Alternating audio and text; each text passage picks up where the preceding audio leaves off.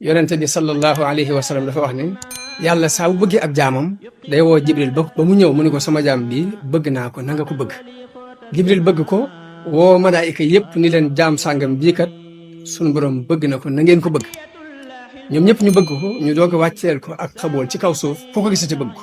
ndekete kon cofeel gu nit di sopp nit ngir jëm yàlla rek ca yàlla la tàmbalee doog a wàcc fii ci suuf. loolu moo tax sëriñ bi wax ni ahabbanil baaqi fala ulaaqi gayra muhibbi yàlla bëgg na ma ba tax du ma gisati ku ma bëggut.